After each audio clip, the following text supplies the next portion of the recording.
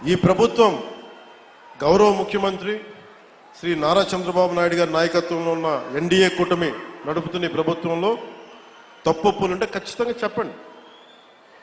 ఖచ్చితంగా చెప్తే మేము సరిదిద్దుకుంటాం, లేదా వివరణ ఇస్తాం. అంతేగాని మేము కుత్తుకులు కోసేస్తాం, రంపాలు తెస్తాం, రంపాలు పెట్టి కుత్తుకులు కోస్తామంటే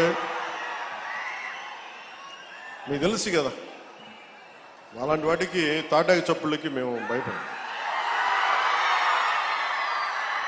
సో జల్ జీవన్ మిషన్కి 2019 నుంచి 2024కి నరేంద్ర మోదీ గారి ఆధ్వర్యంలో నాయకత్వంలో ఉన్న కేంద్ర ప్రభుత్వం మన రాష్ట్రానికి 26,000 కోట్ల రూపాయలు శాంక్షన్ చేసింది, మనకి ఖర్చు పెట్టమని. మీరు ఊహించండి ఎంత ఖర్చు పెట్టారో వీళ్ళు.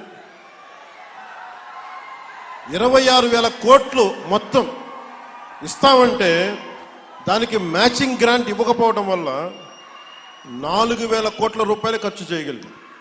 ఆ 4,000 కోట్ల రూపాయలు పోని కనీసం కొన్ని ఊళ్ళకి దాహం తీర్చారా అంటే అది కూడా తీయలే. ఆ 4,000 కోట్లకి పైపులు వేసుకున్నారు, అంతే.